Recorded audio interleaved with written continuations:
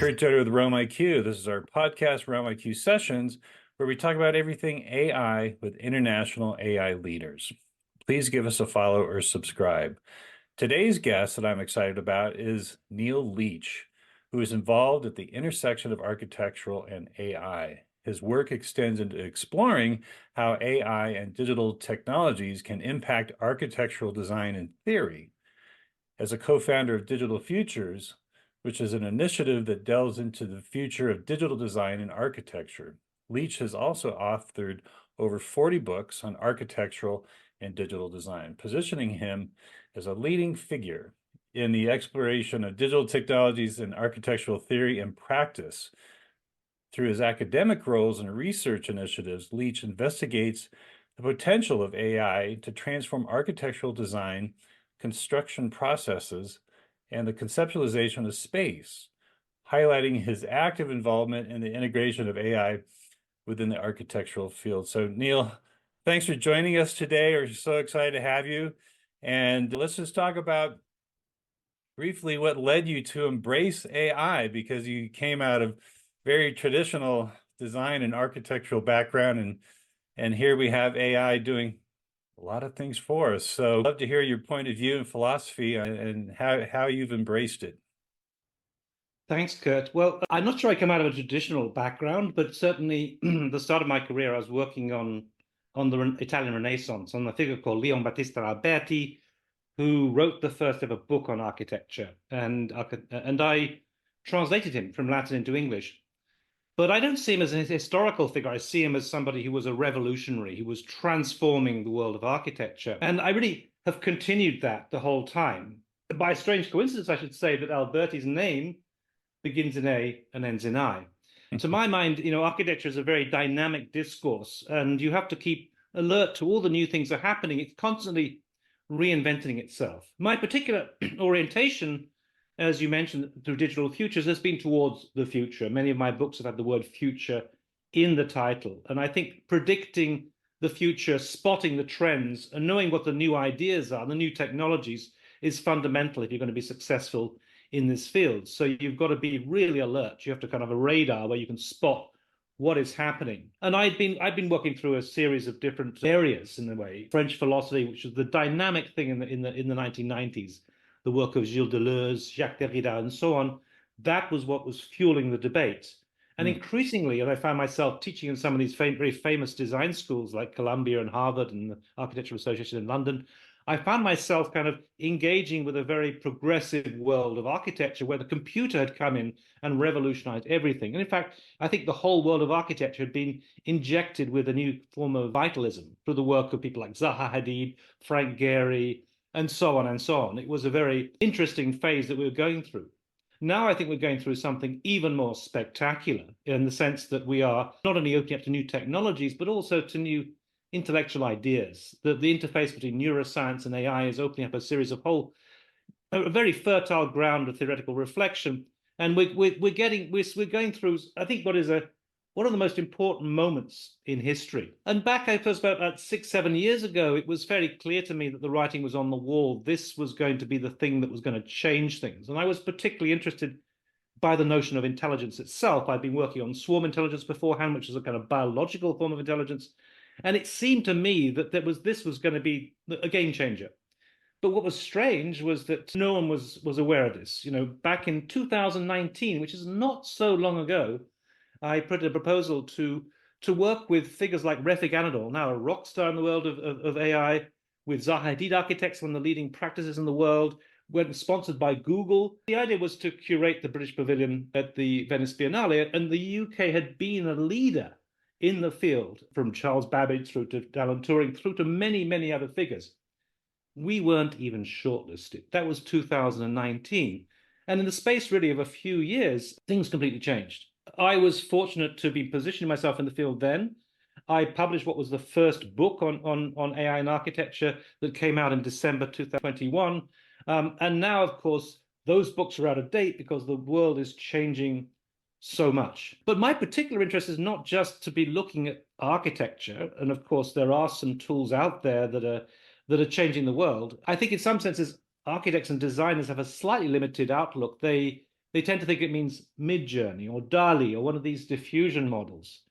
Right. I like to look at the large language models that are fueling this change, and they're really transforming society. And I don't look towards architectural commentators. I look towards the leaders in the field itself, people like Geoffrey Hinton, where there is a huge debate that is going on. I think we're at a fascinating time. It's the most astonishing moment in my career. It is extremely exciting. It's extremely terrifying at the same time, I would Mhm. say. Yeah. And it's something of a soap opera, frankly, at the moment. If you look what's going on in Silicon Valley Yeah. with Elon Musk suing OpenAI and so on, it is an all-consuming world that is changing our horizon, and I think it will change the way we operate in the future. So this is the place to be, as far as I'm concerned. It's a fascinating moment in history. Yeah, I would agree. And I always look back to history, as I'm sure you do. The Renaissance certainly was disruptive to society for all the right reasons. And I think we are going through an AI renaissance.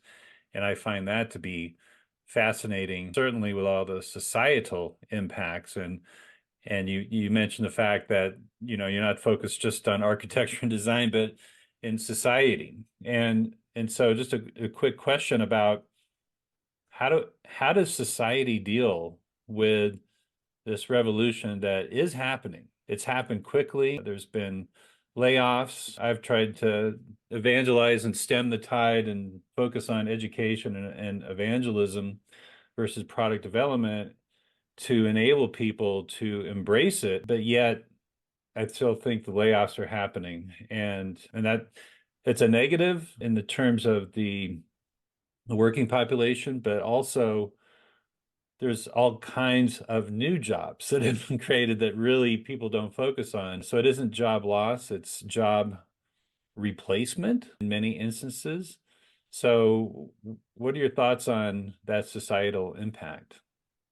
Yes, good question. I mean, when I was when I was working on my first book, initially it was a more general book about AI. And at some point, after I'd done most of my research, I found myself a little compromised because I thought AI was going to be terrific and have a huge benefit for society, but there was also a dark side to it. And I managed to persuade my publishers to change my book into two separate books. One was going to be a white book, or a book with a white cover, which is published. That was the one that was published, Architecture in the Age of Artificial Intelligence, which was like the angel, the good side of things. And one is going to have a black cover, the dark side, the Black Mirror episode, as it were, of AI. And I think it's important to beware of both. But my view is that AI is not inherently negative. It's just a tool. And like any tool, it's a question of who uses it and for what. I mean, I can use a kitchen knife to cut up my vegetables, or I can murder you. But don't blame the tool. It's the Okay. person using it. And so it's not evil, but I think it is incredibly capable. And it's precisely because it's so capable that it might actually have an impact on jobs. I think it will have an impact on jobs. People often say, my colleagues say, "Oh, no, it won't take jobs away. It'll just help us. It'll make things a lot easier, and it'll be a fantastic benefit." Well, yes, but research has come out, recent research from Harvard and MIT, that has shown that people can achieve much more quickly, and a much higher quality by using AI. Now, that's fantastic. But it also, if people can achieve much more, it means you probably don't need quite so many in that field. And I think everybody in the field, in the head of the field, they're all warning us. They're saying that down the road we'll have to reconcile this. And I think that's undoubtedly the case. We will adapt. We will adapt in a way that's that's what we do. That's what human beings do. We adapt, and it'll be a new world. If you think Yeah. some of the societal changes in the last few years, I mean, if 50 years ago you'd said, well, most marriages would end up in divorce, you'd think, oh my God, it's the end of society. But we have that now. That's the situation, and we've survived. We've found a new way of operating. And I think the same will be true with AI. I think that we will have to adapt to a world in which there is perhaps not so much work, where we don't necessarily constitute our identity through our primary occupation, but we do other things. And I think we'll just move on and we'll adapt to that. The key issue, of course, is going to be a socio-political sort of question about or economic one rather, how do you finance a society where that is happening? Is it going to be possible to tax all the tech companies and find the revenue for, let's say, a universal basic income or whatever? I think, especially in the States, that might be quite difficult. Yeah. But for sure, those are the questions that we're going to face. So I think that the only constant in life is change, and it's going to change, and it's going to adapt. We've lost many things in the past that we never thought we'd lose, and we haven't even noticed. We haven't worried about it. I recall when I was a student, I would go on holiday somewhere. I would buy a reel of films, and I would get it processed afterwards. We don't have those anymore. We don't process films. Most camera shops have gone out of business because people have got they've got cameras on their iPhones. So the world is changing. We are adapting, and I'm not worried about the future, but it will be certainly a very different future. I just think that it's important to be aware of these things and to prepare for these things in advance.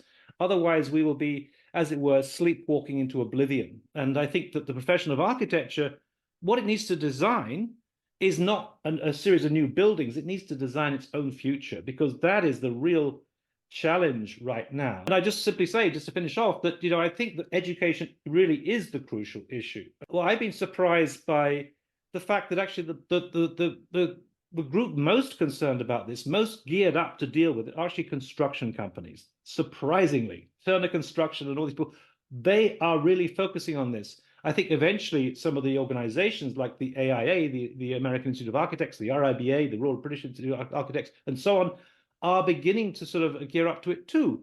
A number of practices have to gear up to it. The leading architectural designers in the world, Zaha Hadid Architects, Foster and Partners, and so on and so on, they are all using these tools because they have to in order to keep competitive in this market. The real challenge, though, is education, because we are teaching the students who are going to go out into this world where the singularity or whatever is going to happen, where life is going to be very, very different. And the problem I find with academia, I mean, surprisingly, because I thought academia normally comes up with new ideas, but surprisingly, there is a kind of I don't know. There are a lot of professors who are just ignorant of all this, and I worry that they're not up to date with things, and we're not preparing students for a very, very different world. It is going to be extraordinarily different. So that's the challenge. And frankly, when it comes to education, first of all, I don't think we're going to need so many students of architecture, which possibly means we don't need so many professors. And secondly, when AI can do much of the job, do we need, say, 5 years to study architecture, or do we only need 3? Now, if you put that together, it'll probably mean that we don't need so many professors in the future. So education is really at the heart of things, and I really think that we need to be teaching and engaging with students and alerting to the fact that we're dealing with a world that is rapidly changing, and it's getting faster and faster and faster.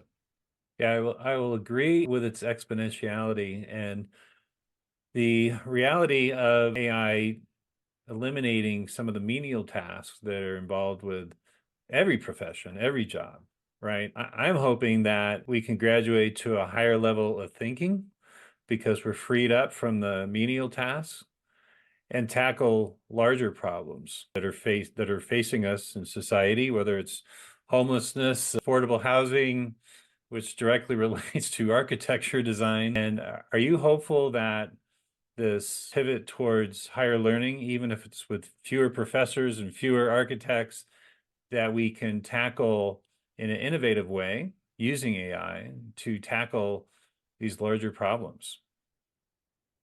Maybe I could just touch on something you mentioned at the very beginning there, though, the exponential growth. I mean, I think that what we really need to recognize it is something truly extraordinary. I think in the past, the model that we've used for talking about this kind of growth has been Moore's law.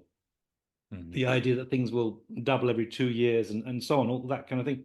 I don't think that model really applies to what we're dealing with these learning models. I mean, if you listen to someone like Jeffrey Hinton, what he's saying is basically the real challenge is the fact that these computers are learning so quickly because they share information instantaneously among each other.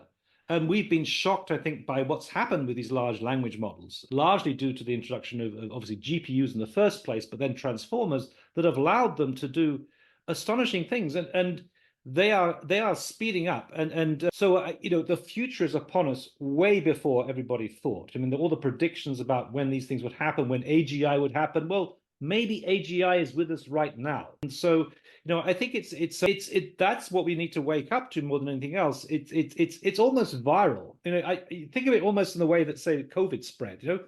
We were talking about, we had a thing called in the UK called the R number, which is if it's less than 1, it's not spreading. More than 1, it's spreading. Well, What happens when you've got it at 1,000? Then you've got a real explosion of knowledge. And ChatGPT knows 10,000 times more than any of us already. And the prediction is that if you in by I think 2027 or something, it's going to know 1 billion times more. So it is going to be radically different in the future, and that is something that we need to grasp. It's not just straightforward Moore's law exponentiality. It is an explosion in some senses. So yes. In terms of what AI can do, well, I think AI can help us in almost anything. I see it as a kind of prosthesis. I'm particularly interested in the project Mustafa Suleyman, where he has a personal intelligence, as it were, a kind of which I think is going to transform how we operate to enhance us. What is happening very clearly is that we are being enhanced. We are kind of superhuman, as it were. We have an extension of ourselves in our phone, and so on and so on. We are now these kind of incredible cyborgs. And I think that we've been able to accomplish a lot more. The crucial question, however, comes down to, well, how is this going to be financed? What is the model? We're going to get some revenue back. And speaking in terms of the world of architecture, the way that everything is largely based in architecture is that we are paid by a percentage of the building costs. Now, they're never going to be any more buildings because they're expensive. They're going to be the buildings they're going to be, right? But if the fees start dropping down because you can do things much more quickly and people are being competitive and saying, well, instead of 5%, I can do it for 2%. All of a sudden, you've got a radical change, and there is less revenue coming into the profession. If it goes down to 2%, that means 40% of the revenue you previously had. Now, that's highly significant. And it might just be in terms of architecture that we see a shift that's been happening in China, where already for different reasons the fees have dropped down, and now nobody wants to do architecture. No student wants to study architecture. They want to go into other professions, and so the cultural capital of that profession might well go down. So, it will benefit us absolutely, but the very benefits themselves could be, in a sense, the dark side. I see this in terms of the yin yang symbol you get in the Korean flag. There's a white side and there's a black side, and there's a seed of the black side in the white side. So it is that very capacity of AI that I think is going to kind of work its way through. So I think if we're going to really predict about the future, we need to be serious about not just about capitalism or the economy, but the architecture of the economy. How do we find those alternative sources of revenue? Sure, it will free us up to do other things, but are they going to necessarily bring any form of revenue? So I think that the future is very bright in some senses, but there's also a dark side to it. Although I have to say, somebody did ask ChatGPT about me apparently, and said, because I am both positive and also kind of worried about AI, and they said, is Neil Leach more positive or negative about AI? And apparently I'm 66% positive. So I'm more positive than I am negative. I just think we need to be very, very alert to all these things. We need to be predicting the future. And of course, that is precisely what AI does. And that's what human beings have always done to guarantee their survival. We need to think about the future and really prepare ourselves, design our futures, as they put it. Yeah, I come from the creative side and advertising, branding, marketing. And, my concern is, why would an agency position themselves as an AI agency? There's, the death of social media agencies, you should have an AI agency. And the perception is, if I was the client, it's like, oh, you're doing that AI stuff? Great. So cut your costs by, 80% because that's the claim. You can do 10x the work. And I believe it's a misnomer to position yourself as a company or a consultant to say, I'm an AI powered graphic designer, let's say, because of this pitfall perception.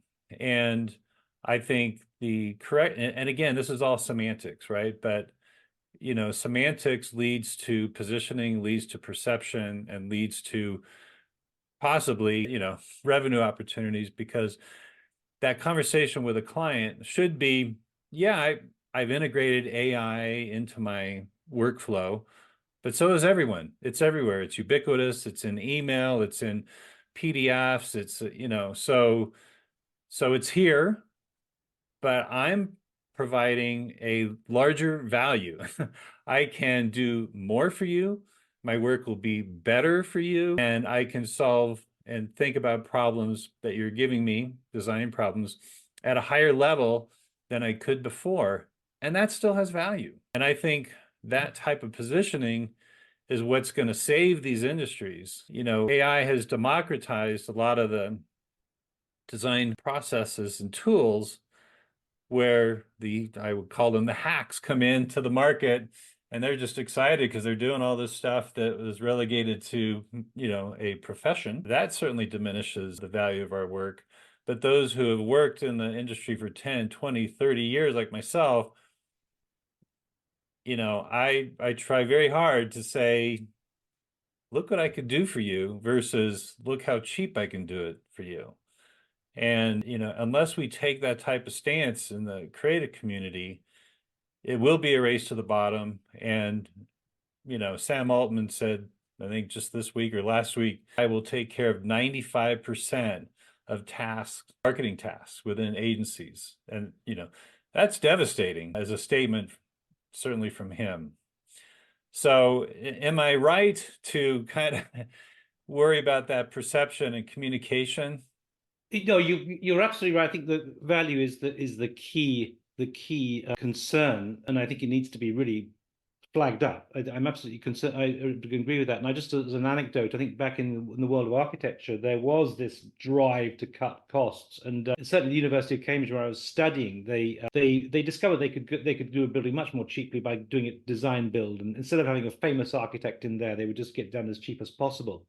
But then they realized that actually, if they got a really significant architect in there, that it would help with the fundraising. If they could say that we have got the Pritzker Prize winner, whatever, designed this building, that actually it did have some kind of knock-on effect that was very positive.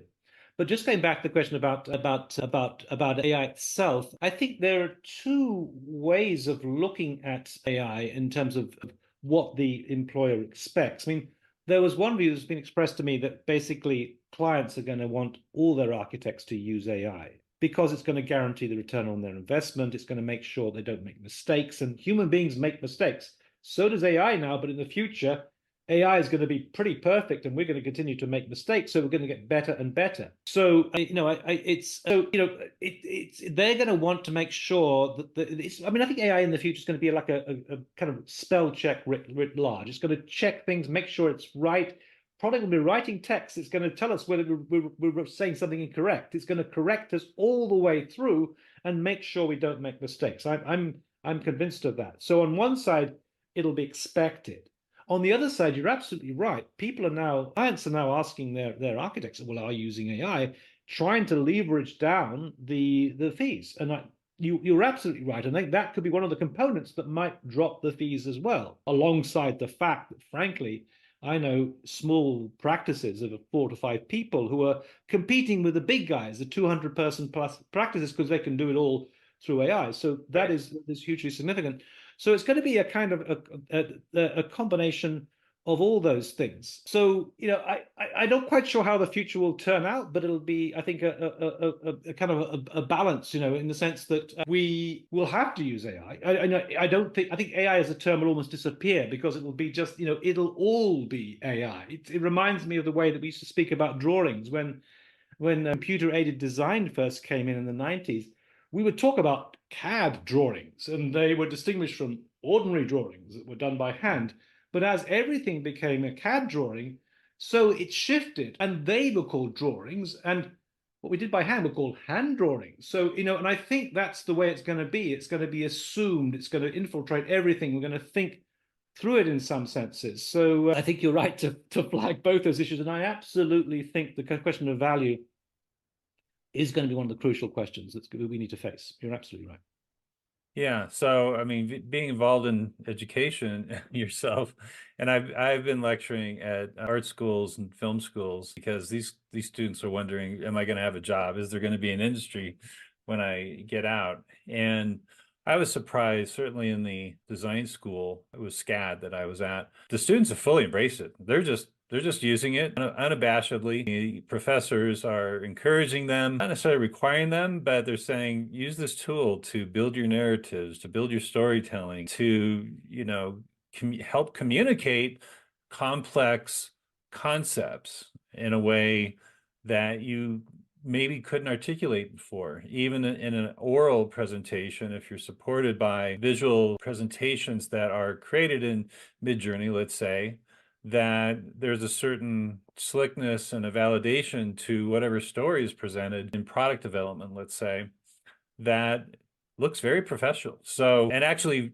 extremely inspiring. I was actually blown away by some of these stories, visual storytelling that these specifically product design and UX design students were presenting, and I was able to comment on.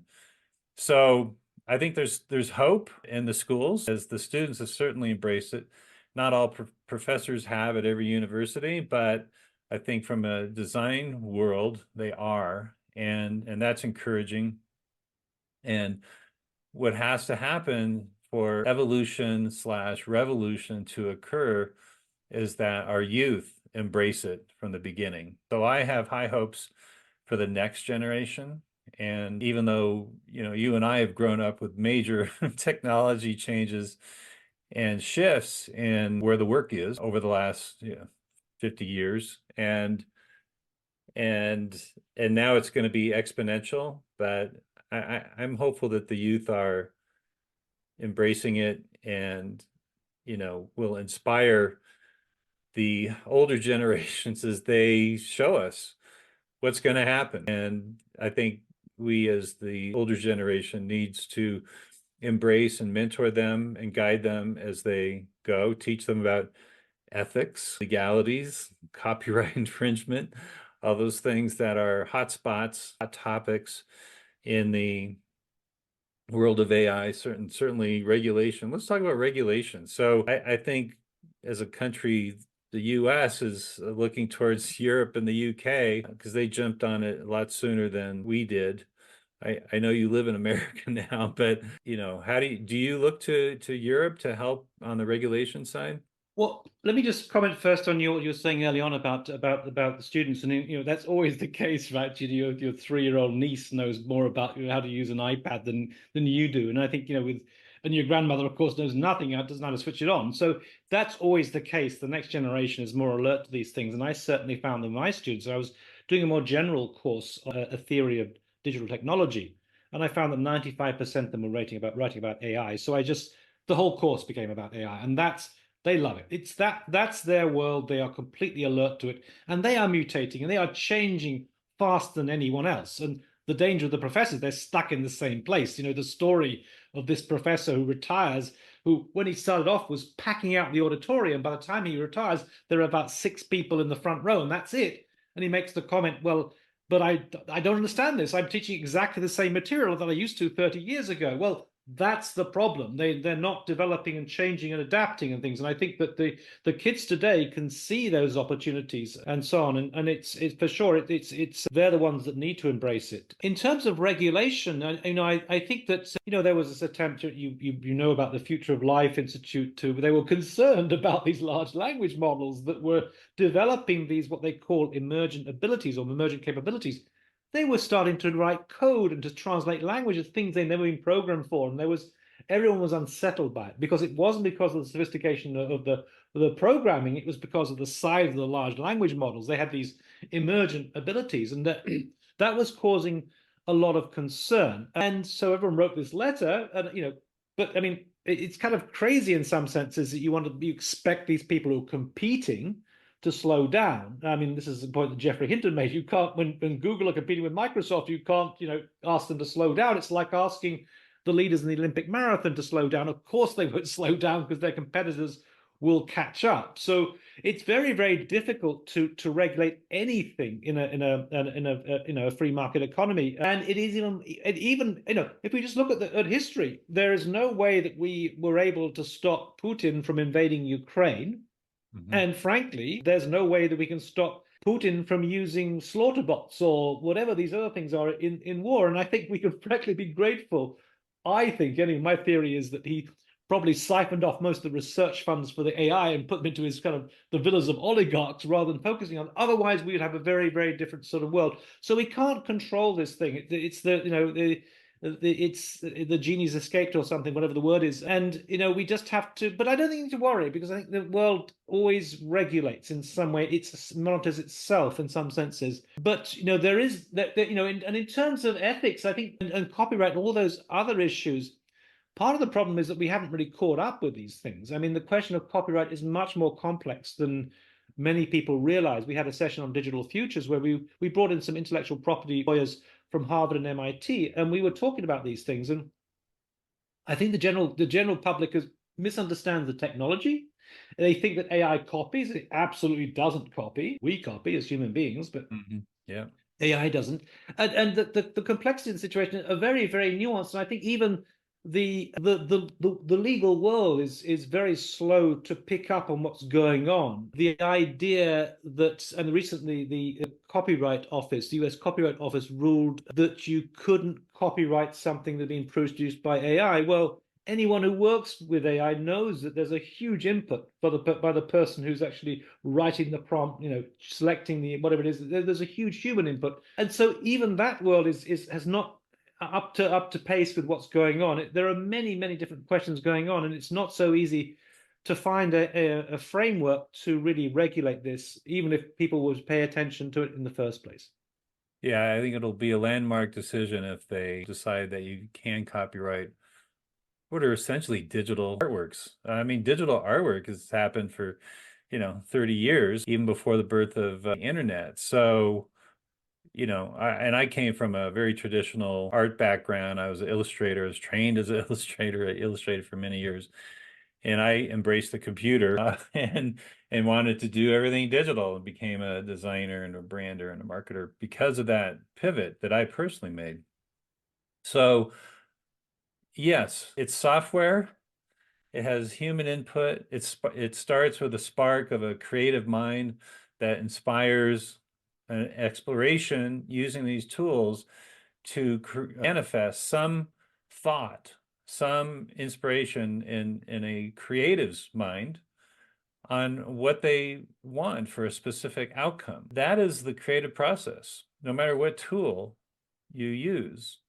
And so I'm hoping that spark of human ingenuity will be recognized in the discussion around copyright, and that the naysayers can embrace the fact that all this is still valuable. And whether you're using computers, whether you're using AI or not, that human-centered approach to design, creativity, architectural design, paintings, we're still driving it. There's no motivation that the computer has to just create art for art's sake, and they're just going to all of a sudden be doing that. It starts with, yes, a prompt, but it starts with that spark within a creative mind.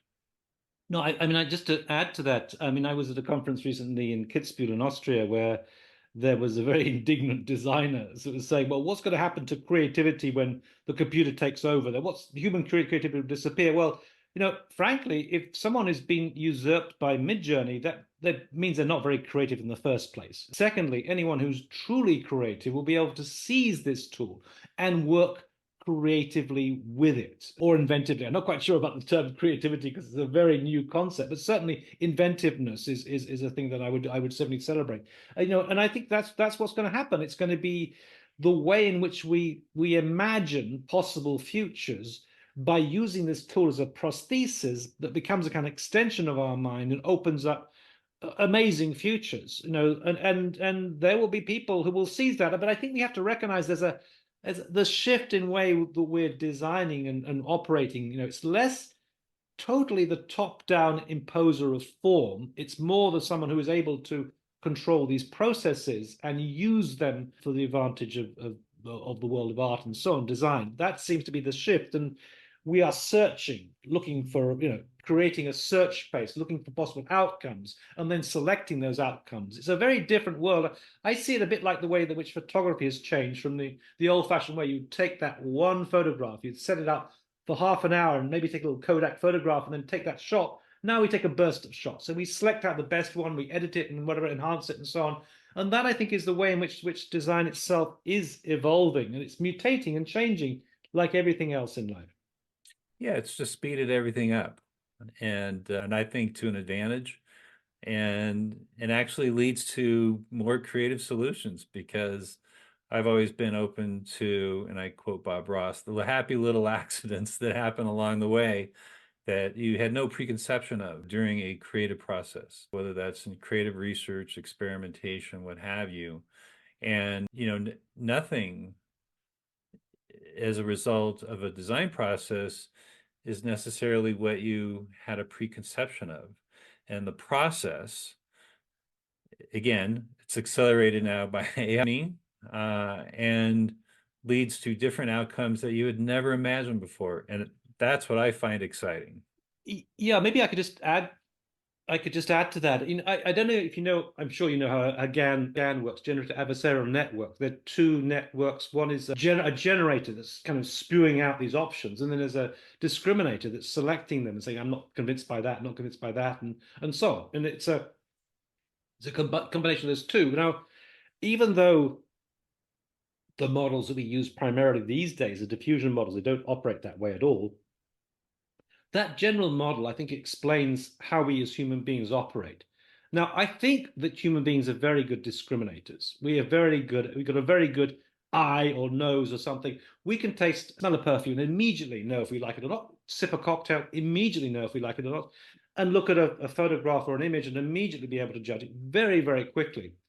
I don't think we're as good as imaginative as we think we are in terms of generating solutions. And I think what we're discovering by using AI, that there's a huge range of other options that we hadn't thought about. We're continually surprised by what we can do. And I think that's the side that really is enhancing our production.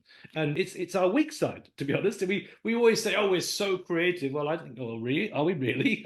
We tend to follow patterns and do what other people have done before, not quite the same. If you're an architect, it's got to be a building a little like Zaha Hadid, or a little like Norman Foster, or a little like Frank Gehry, but not the same. And then if you do get a revolutionary sort of architect like Frank Gehry doing the Bilbao Museum in Guggenheim, he tends to copy himself. So there's a canon to architecture, there's a canon to the world of art and so on, and that's how it operates. So we can use these tools to really open that up and to explore new horizons in inventive new ways. Yeah, and I'm glad in your earlier comments you talked about true creativity, because I've written about that, true creatives, and this discerning capability of artists, designers. I call that having the aesthete. And whether you went to art school or not, or you're born with it, it's a gift of God or whatever, you have this preordained gift of being able to say, that works, that's great, I like that, it's working. And that's a human reaction. And I think that guiding this evolutionary process using AI ultimately leads to better creative and again, human-centered. I think that what I would say is, since we both work in the visual arts, the notion of the eye, having a good eye, is something that has, I think, been underrated. Not everybody has this. People be super intelligent, but not have that sort of exquisite taste. I think the way we're going in the future, it's going to privilege that. You're going to be able to really be a kind of curator, as it were. It's going to shift the emphasis, So people like myself, who, I write all about theory, but I'm not necessarily a technologist.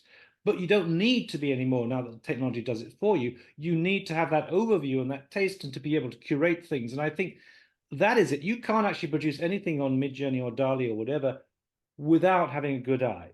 You just can't steer it in the right direction because you don't have that discerning view. Now, I think that's going to always be there. And there's always going to be those people with exquisite taste who are going to survive and prosper in this new domain where it's opening up these new horizons. Yeah, and again, I think it justifies the need for art schools still, because yeah, you could be born with a gift, but to harness it, can be done in an educational environment that supports and nurtures that. So I think there's hope for the next generation. I think there's hope for art schools and architectural schools, and things will change for sure. I have to say, this has been a fascinating conversation. I think you're a fascinating individual, and thanks for your leadership and your guidance and evangelism and helping people understand the opportunities of AI. And just the last, minute throw to you. Please promote anything you want to promote, upcoming speaking engagements or whatever, or a new book. You've written over 40 books. Is there a new book coming out? Yes, I have to finish it today. So yes, no, I would just simply say that, Digital Futures is a platform that we put together, and the idea is to kind of to be a para-educational thing, to be there to help people. For us, education shouldn't be a privilege of the wealthy. It should be a universal human right. And we deliberately broadcast everything we do and make it completely free. And it's out there. And there are many tutorials on how you use AI, many discussions about the copyright, and last Saturday we had something on Sora, the OpenAI's new text to video generator, and so on. There are many things out there that are helpful and free. And secondly, I would just say that Instagram is the place to go if you want to see what's happening in terms of the stuff that's been produced. Everybody, that's become the gallery, as it were, where people put that, and churn things out every day. My Instagram account is Neil Leach, NeilLeach 14, just one word, and that's where I put things out. And I think it's there's a community now where we're bouncing ideas off each other, and it's a very interesting sort of debate that's going on. So I would suggest, not just me, but there are others as well, to get involved in that and to see what's happening, because it's a very exciting and dynamic world. Absolutely, absolutely, absolutely. And just want to say thank you so much. And for our viewers and listeners, thanks to all of you for tuning in, and catch more of our RealmIQ sessions on your favorite podcast platforms. Please follow and smash that subscribe button. So thanks again, Neil. We would love to have you back. Things are changing so rapidly, and best to you. Thank you, Kurt. It's been a great conversation. Let's to be continued. Absolutely. And thanks to all of you for tuning in, and catch more of our RealmIQ sessions on your favorite podcast platforms. Please follow and smash that subscribe button.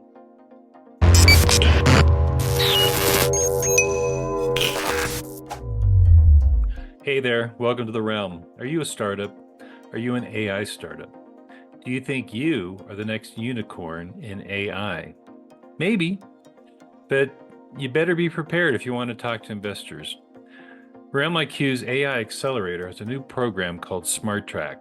It is an 8-week advisory where we mentor founders for success in their presentation, product, and then open them up to our network of investors. If you're interested in becoming the next AI unicorn, go to realmiq.com/startups to learn more and apply.